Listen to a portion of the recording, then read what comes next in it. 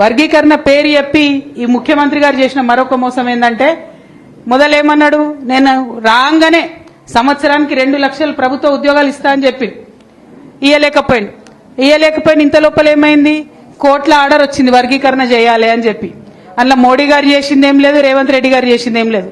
సుప్రీంకోర్టులో ఆర్డర్ వచ్చింది వర్గీకరణ చేయాలి అని చెప్పి. వర్గీకరణ చేయాలనగానే ఈయనకు ఐడియా వచ్చింది, అరే నేను ఎట్లా ఉద్యోగాలు ఇవ్వలేకపోతున్నా కాబట్టి ఒక లింక్ పెడదామని చెప్పి ఇగో వర్గీకరణ అయ్యే వరకు నేను జాబ్లు ఇవ్వబోయని మొదలుపెట్టింది.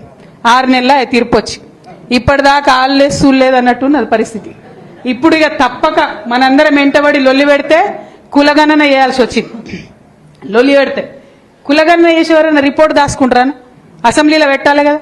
ఇవాళ డిమాండ్ చేస్తా ఉన్నా నేను ఈ వేదిక ద్వారా, అన్న చెప్పింది కరెక్ట్, వర్గీకరణ 2011 జనాభాతో చేస్తా అంటున్నా ఆయన.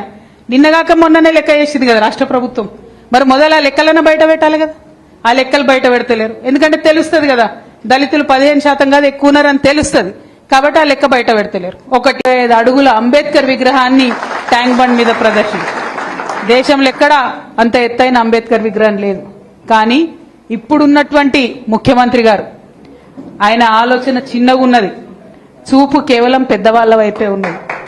అందుకే అంత పెద్ద అంబేద్కర్ ఉన్నా కూడా ఆయన చిన్న చూపే చూస్తున్నాడు. ఇంతవరకు అంబేద్కర్ కి దండ వేయకుండా, నట్ట నడిబొడ్డున సెక్రటేరియట్ పక్కనున్న అంబేద్కర్ కు దండ వేయకుండా ఆయన అంబేద్కర్ గారిని అవమానించే స్థాయి ముఖ్యమంత్రికి లేదు. కానీ అంబేద్కర్ వారసులైనటువంటి మనందరినీ కూడా అవమానం చేస్తున్నాడు అన్న విషయాన్ని నేను ఈ సందర్భంగా తెలియజేస్తా ఉన్నా. మరి ఈ వేదిక ద్వారా ముఖ్యమంత్రి గారిని నేను డిమాండ్ చేస్తా ఉన్నా, మీరు అంబేద్కర్ జయంతి ఏప్రిల్ 14 వస్తున్నది, ఆ లోపల ఖచ్చితంగా పెద్ద అంబేద్కర్ కు రాష్ట్రంలో ఉన్నటువంటి కేబినెట్ అంతా కూడా పోయి దండ వేసి గౌరవించాలి. లేదంటే ఏదైతే మీరు గేట్లు వేసి పెట్టినరో అంబేద్కర్ కి వాటిని బద్దలు కొట్టుకొని మేమంతా పోతాం.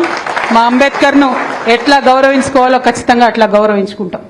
ఎందుకు అంబేద్కర్ ప్రస్తావన ముందు తీసుకొచ్చిన అంటే, అంబేద్కర్ ని గౌరవించలేడు, మన ఆకలిని గౌరవిస్తాడని అర్థమవుతుంది ఆయనకు. మన బాధ కేసీఆర్ కాబట్టి ఆయనకు అర్థమవుతుంది కాబట్టి